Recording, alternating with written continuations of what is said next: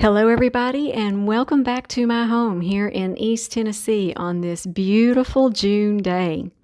Today, I'm going to talk to you a little bit about water culture. I get so many questions on my channel, even on my older videos, about water culture. Do I still do water culture?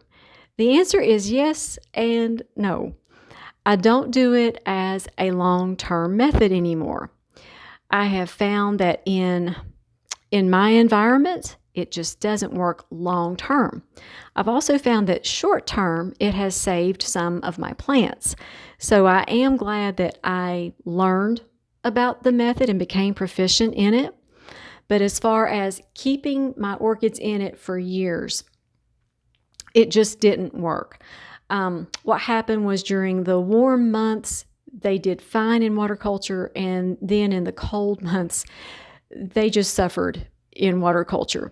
So I decided that for a long-term method, that is not for me.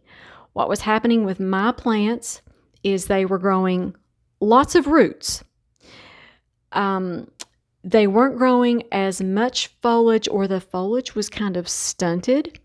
And then I was getting blooms, but the blooms were very large and very few, kind of like lotus flowers that naturally grow in the water. So it was just changing my orchids in a way that I didn't like. Also, I learned the hard way that roots can grow that aren't even viable. They're kind of like your hair or your fingernails. They're going to grow whether the root is good or not. So it's kind of like what you're seeing. You have to watch what the plant is doing and not just what the roots are doing. So that is my thought process on water culture. Okay, so what I'm doing right now is I am rehabilitating these two miniature Phalaenopsis orchids. A couple of weeks ago, I noticed that for some reason, my miniature phals that were in New Zealand sphagnum moss, which I have grown orchids in New Zealand sphagnum moss for years, they just weren't looking good, which really surprised me because I love growing in moss, as you all know. I've also noticed that if I put moss in a large pot, like let's say for a large Phalaenopsis like legato right here, it never dries out. It just really never dries out. I had to do this process with legato because about 3 years ago, she was in New Zealand sphagnum moss and she got in trouble the same way. So I'm going to show you what happened with these orchids. I noticed that the bottom leaves were very furrowed and they were like puckered.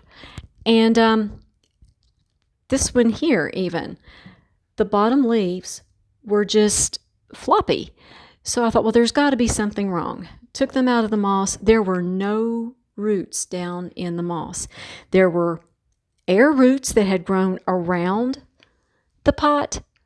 So what I did was I placed those very, very gently down into the water. You will see that there are no furrows on these leaves anymore.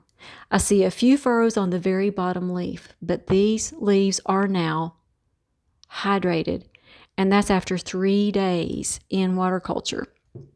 So how long am I going to leave this one in water culture? Well, here's my answer. If I don't change the water out completely every 3 days, there is this slimy stuff that will appear on the roots, and I don't want that to happen. So for me, water culture is more work. Years ago, people thought that water culture was quite easy because you didn't have to buy bark, you didn't have to buy moss, you just used water. And then all of a sudden, everybody's roots started rotting, right? Yeah, so I hope that never happened to you, but it did happen to me, and that was another reason why I went back to traditional medium. But I never say never. I never say, well, I'm never going to do that again because it didn't work at all.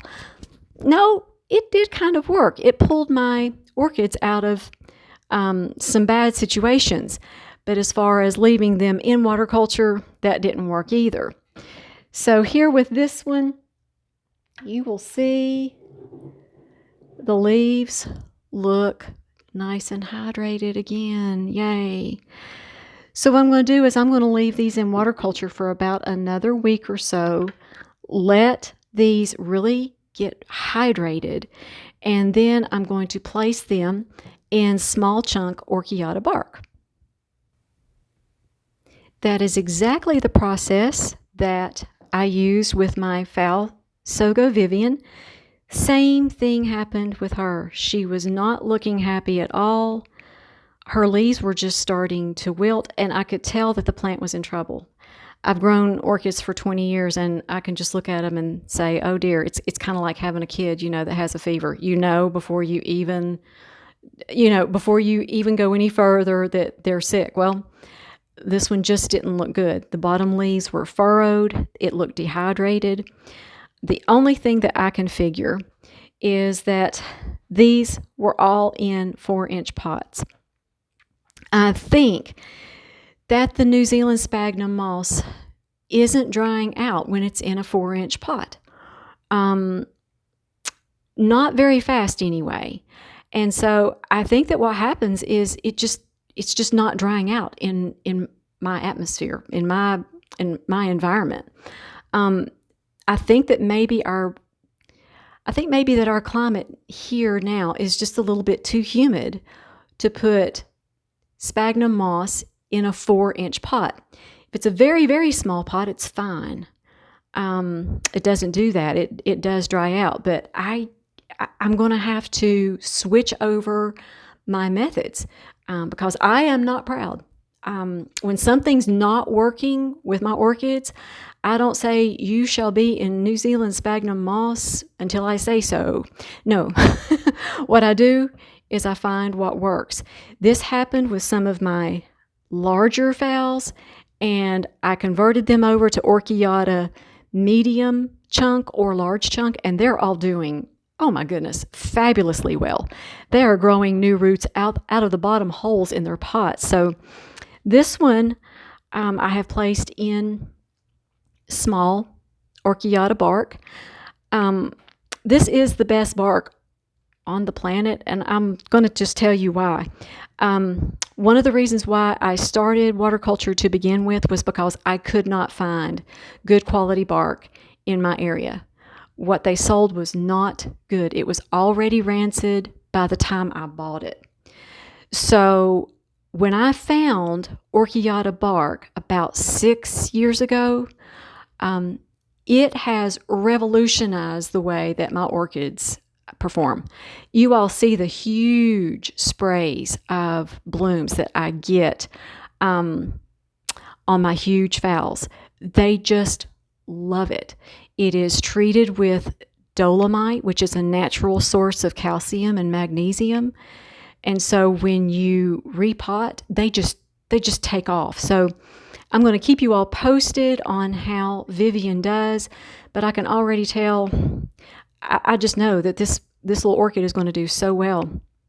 So the other two are going to go in small chip orchiata as well. And just in case you all are wondering what this paper towel is doing here, yes, that is one of my wet paper towels that I'm using to train some of these roots that are trying to grow up. I'm trying to get them to grow down, and that weights them down ever so gently so that they'll actually be able to go down into the bark medium when that happens sometime next week. So it's just always worked for me. It's a really good way to rehydrate a dehydrated plant. So I'm curious, for those of you who like to grow orchids in bark and in moss, have you seen that once you get past a certain pot size, that your moss just doesn't dry out? I'm just curious. I've always been so very careful how much I how much I water in a sphagnum moss pot. And so I'm really kind of baffled, but since it's not working, I know exactly what to do. When you're an orchid grower, it's kind of like you just do what your orchids, how your orchids thrive is what you do. That's always been my bottom line. Whatever makes them happy, oh, that makes me happy too. And as I mentioned earlier in this video, I had this very same thing happen to Phal legato. You can imagine. Oh my goodness. One day I found that her leaves were furrowed. Same scenario. The sphagnum moss was obviously just not drying out enough. And let's see, 2 years later, she's been in bark, Orchiata medium chip bark now for 2 years. She produced 70 blooms this growing season. Yes, I think that that is really a testament to how high quality Orchiata bark is. Yes. So before I end our video, I would love to say the blessing over all of you and your families. I hope that this video has been very helpful to you all. I'd love to hear back from you as far as your experience is concerned about water culture. Are you one of these people who can grow long-term in water culture? I'd love to know, because I know some of you do. I know some of you have been very successful with it, which that's awesome. Can you grow in New Zealand sphagnum moss in your environment and it doesn't give you any problems? Or are you just completely an Orchiata bark type of a person? And I know another question that's going to come up on my channel is, are you going to put your Cattleyas in bark? You're not going to believe this, but in the fall, I'm going to convert them all to bark. Yes, I'm going to. You heard me. After 20 years of growing Cattleyas in New Zealand sphagnum moss, I am converting them to bark. I don't know about Gloriana yet. I'm going to have to think about that one because she's been in moss for a long time. But I'm going to check out the status of her roots, and if I like what I see, I'll just put New Zealand sphagnum moss in her pot and not the other two. But the other two, I believe they're going to go in bark. Okay, so now let's say the blessing before we go. May the Lord bless you and protect you. May the Lord smile on you and be gracious to you. May the Lord show you his favor and give you his peace. Thanks for watching, everybody. You all make it a great day. See you next time.